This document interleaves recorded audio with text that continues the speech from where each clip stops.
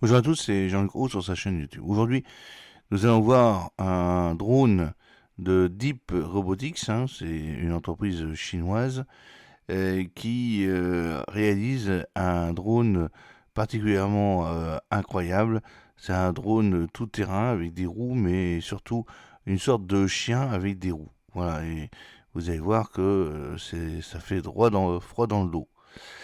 Alors, attendez-vous à le voir escalader des rochers, dévaler les pentes rapidement avant de nous dire que l'on exagère. Et ben, en réalité, vous pouvez le voir sur des petites vidéos, ça fait froid dans le dos.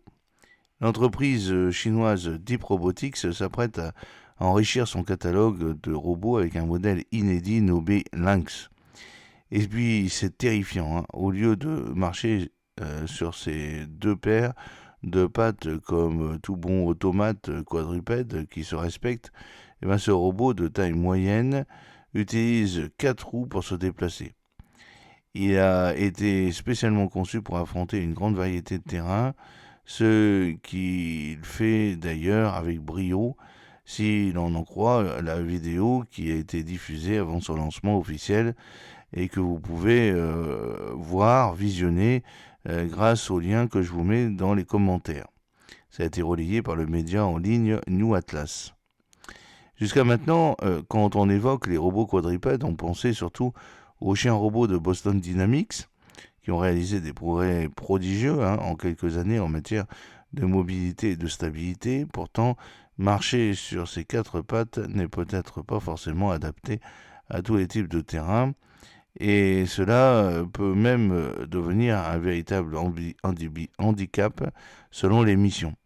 Plusieurs entreprises ont donc ajouté des roues à leurs robots, comme la start-up zurichoise Swiss Metal, le fabricant chinois LIMS Dynamics pour son modèle W1 ou la société chinoise Unitree Robotics sur son appareil tout-terrain le Go 2W.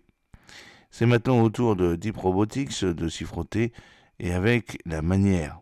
En effet, le Lynx vient compléter une gamme déjà bien fournie de robots quadrupèdes développés par l'entreprise chinoise comme le LIT 3, le X20, le X30.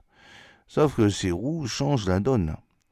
Plus rapide et plus stable, il est capable de dévaler des pentes boisées en conservant un niveau de contrôle similaire à celui de ses cousins sur pattes, capable de verrouiller ses roues pour pouvoir marcher et grimper sur des obstacles. Le Lynx évolue visiblement aussi bien sur les sols meubles que sur les sols de gravier ou bien dans les sous-bois.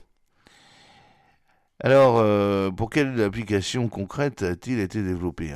Nous ne connaissons pas encore toutes les capacités techniques, les spécificités de ce nouvel arrivant, et notamment ce qui se cache dans sa petite tête, capacité d'apprentissage liée à un système d'intelligence artificielle, puissance, autonomie. Ses prédécesseurs peuvent toutefois nous donner quelques indices. Les autres appareils de type robotique peuvent fonctionner jusqu'à 4 heures par charge, généralement dans des environnements plus classiques et moins piégeux. Deep Robotics est sur le point de dévoiler ce quadrupède à roues puissant et de taille moyenne, offrant à nos clients de nouveaux systèmes de flexibilité, de productivité et de simplicité d'utilisation.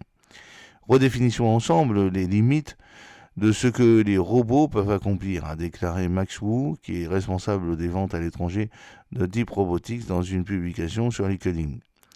C'est vrai que ces capacités tout-terrain sont spectaculaires et que l'on imagine les applications potentielles d'une telle machine dans les missions de sauvetage, de cartographie ou de transport logistique d'équipements, mais pas seulement. Les dernières années nous ont montré que les robots et les drones, qu'ils soient aériens, maritimes ou terrestres, avaient toujours une utilité militaire et trouveraient certainement leur place sur un terrain de conflit.